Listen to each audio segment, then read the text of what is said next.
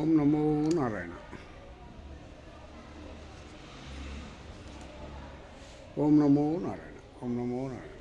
ನಾನೀಗೇನು ಹೇಳಕ್ಕೆ ಬಂದಿದ್ದೀನಿ ಅಂದರೆ,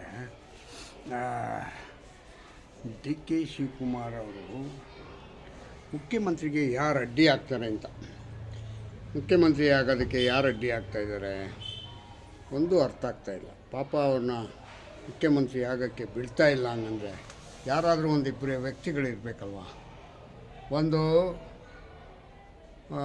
ಹೈಕಮಾಂಡ್ನಲ್ಲಿ ಯಾರು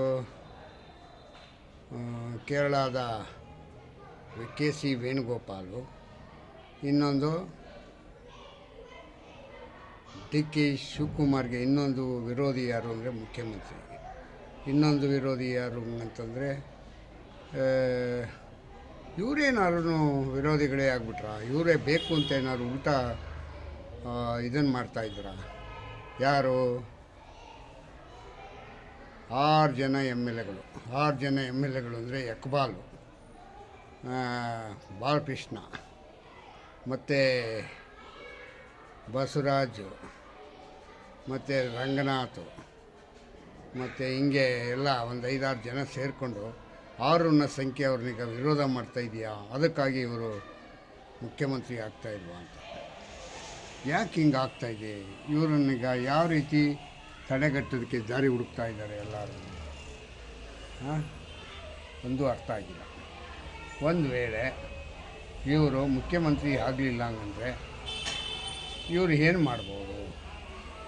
ಈಗ ಇವರು ಎಲ್ಲಿ ಹೊರದೇಶಕ್ಕೆ ಹೋಗಿದ್ದಾರೆ, ಹೊರದೇಶದಲ್ಲಿ ಇದ್ದುಕೊಂಡು ಕೂಡ ಅಲ್ಲೊಂದು ಸಂದೇಶ ಕೊಟ್ಟಿದ್ದಾರೆ, ನಾನು ಇವತ್ತಲ್ಲ ನಾಳೆ ಮುಖ್ಯಮಂತ್ರಿ ಆಗ್ತೀನಿ ಅನ್ನೋ ಮಟ್ಟಕ್ಕೆ ಅವರು ಇದನ್ನು ಕೊಟ್ಟಿದ್ದಾರೆ, ಆಯಿತಾ. ಆದರೆ ನಾನು ಹೇಳ್ತಕ್ಕಂಥದ್ದು ವಿಷಯವಾಗಿ ಪ್ರಕಾರ ತಗೊಂಡ್ರೆ ಅವ್ರಿಗೆ ಕಾಂಗ್ರೆಸ್ಸಿಂದ ಮುಖ್ಯಮಂತ್ರಿ ಆಗುವ ಚಾನ್ಸು ಸಕ್ಸಸ್ಸು ಯಾವುದೂ ಇಲ್ಲ. ಈಗ ಹಿಂಗಾಗಿರೋದ್ರಿಂದ ಯಾವ ರೀತಿ ಅವರು ಸರಿಯಾಗ್ತಾರೆ, ಯಾವ ರೀತಿ ಅವರು ಸರಿಯಾದ ದಾರಿಗೆ ಬರ್ತಾರೆ, ಅವ್ರಿಗೆ ಯಾರು ಅವ್ರಿಗೆ ದಾರಿ ಮಾರ್ಗ ತೋರಿಸ್ತದೆ. ರಾಹುಲ್ ಗಾಂಧಿ ಬರೀ ಹುಡುಗಾಟ ಅಲ್ಲ, ಅವನು ನೋಡೋಕ್ಕೇನೇನೀಗ 15 ವರ್ಷನೋ 20 ವರ್ಷನೋ 50 ವರ್ಷ ಮೇಲಾಗಿ ಹೋಗಿದೆ. ಇನ್ನೊಂದು 5-6 ವರ್ಷ ಹೋದರೆ ಅವರು ರಿಟೈಲ್ಡ್ ಆಗೋ ಅಂಥವ್ರಿಗೆ ಹುಡುಗ ಹೆಂಗು ಯೂತು ಏನೇನೋ ಕರೀತಾ ಇದ್ದಾರೆ. ಯಾವ ಯೂತು ಇಲ್ಲ, ಎಂಥದ್ದು ಇಲ್ಲ, ಗುಡ್ಡ ಅಂದ್ರೂ ತಪ್ಪೇನೂ ಇಲ್ಲ, ಅರ್ಥ ಆಯ್ತಾ. ಆದರೆ ಅವನಿಗೆ ಪ್ರಬುದ್ಧತೆ ಇಲ್ಲದೆ ಇವ್ರನ್ನ ಬೇಕು ಅಂತಲೇ ಇವ್ರನ್ನ ಯಾರು ಶಿವಕುಮಾರ್ನ ಮತ್ತು ಸಿದ್ದರಾಮಯ್ಯನವ್ರನ್ನ ಆಟ ಆಡಿಸೋದ್ರಲ್ಲಿ ಏನು ಸಿಗುತ್ತೆ ಗೊತ್ತಿಲ್ಲ. ಆದರೆ ಅವ್ರ ಅನುಕೂಲ ಇರ್ಬೋದು ಯಾರಿಂದ, ಸಿದ್ದರಾಮಯ್ಯ ಕಡೆಯಿಂದ. ಆದರೆ ಡಿ ಕೆ ಕಡೆಯಿಂದ ಯಾವುದೇ ರೀತಿ ಅನಾನುಕೂಲ ಜಾಸ್ತಿ ಆಗ್ತಾಯಿದೆ. ಡಿ ಕೆ ಶಿವಕುಮಾರ್ಗೆ ಅನಾನುಕೂಲ ಜಾಸ್ತಿ ಆಗ್ತಿದೆ.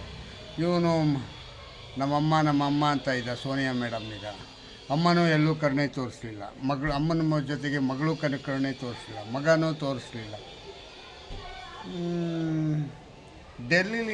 ಡೆಲ್ಲಿನಲ್ಲಿ ಇರ್ತಕ್ಕಂಥ ಯಾರೂ ಡಿ ಕೆ ಪರವಾಗಿ ನಿಂತ್ಕೊಳ್ಳಿಲ್ಲ.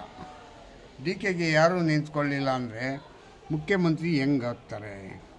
ಮುಖ್ಯಮಂತ್ರಿ ಆಗುವ ಸಾಧ್ಯತೆಗಳೇ ಇಲ್ಲ. ಇವರಷ್ಟಕ್ಕೆ ಇವರೇ ಹೇಳ್ಕೋಬೇಕು ಎಲ್ಲ, ಅರ್ಥ ಆಯ್ತಾ. ಒಂದು ದಿವಸ ಯಾವತ್ತಾದರೂ ಒಂದಿನ ಸಿಡಿದೆದ್ದು ಈಚೆ ಬರಬೇಕು, ಅದು ಬಿಟ್ಟರೆ ಬೇರೆ ದಾರಿ ಇಲ್ಲ.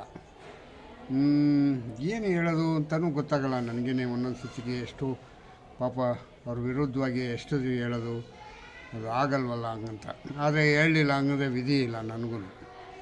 ನಾನು ಏನು ಮಾಡಬೇಕಾಗತ್ತೆ ಅಂದರೆ ನಿಮ್ಮ ಜೊತೆಗೆ ಆ ಪತ್ರಕರ್ತರ ಜೊತೆ ನಾನು ಒಂದು ಸುಳ್ಳು ಹೇಳಬೇಕು. ಮತ್ತು ಇವತ್ತೇನಾಯಿತು ಅಂದರೆ ವಿಧಾನಸಭೆಯಲ್ಲಿ ನಿನ್ನೆ 22 ಜನವರಿ 26ರ ಮೊದಲನೇ ವರ್ಷದ ಮೊದಲನೇ ಅಧಿವೇಶನದಲ್ಲಿ ವಿರೋಧಾಭಾಸವಾಗಿರ್ತಕ್ಕಂಥ ವಿಷಯದಲ್ಲಿ ಗವರ್ನರ್ ಅರ್ಧದಲ್ಲೇ ಮೊಟಕುಗೊಳಿಸಿದ್ರು ಅನ್ನೋದಕ್ಕೆ ವಿರೋಧದ ಮೇಲೆ ವಿರೋಧ ಮಾಡಿದ್ರು. ಚರ್ಚೆಗಳಾಗಬೇಕು ಅಂತೇಳಿ ಚರ್ಚೆಯಲ್ಲಿ ವಿಧಾನಸಭಾ ಮತ್ತು ವಿಧಾನ ಪರಿಷತ್ನಲ್ಲಿ ಕಲಾಪಗಳಲ್ಲಿ ತುಂಬ ಇದು ನಡೀತು. ಅರ್ಥ ಆಯ್ತಾ? ಅದಕ್ಕೆ ನಾರಾಯಣ ಸ್ವಾಮಿಯವರು ವಿಧಾನ ಪರಿಷತ್ನಲ್ಲಿ ಯಾರೋ ಬಿ ಕೆ ಹರಿಪ್ರಸಾದ್ನೀಗ ಸಸ್ಪೆಂಡ್ ಮಾಡಬೇಕು ಅಂತ ಕೇಳಿದ್ರು.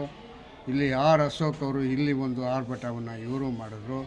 ಆದರೆ ಯಾವ ಆರ್ಭಟಕ್ಕೂ ಈ ನಮ್ಮ ಅಧ್ಯಕ್ಷ ಇದ್ದಾರಲ್ಲ, ಸಭಾಧ್ಯಕ್ಷರು, ಯಾವುದಕ್ಕೂ ತಲೆ ಕೆಡಿಸ್ಕೊಳ್ಳಿಲ್ಲ. ಯಾಕೆಂದರೆ ಕಾಂಗ್ರೆಸ್ ರೂಲ್ಸ್ ಹಂಗೆ ಬಿಡಿ, ಏನು ಅವರು ಯಾವತ್ತು ನ್ಯಾಯ ಕೊಟ್ಟಿದ್ದಾರೆ.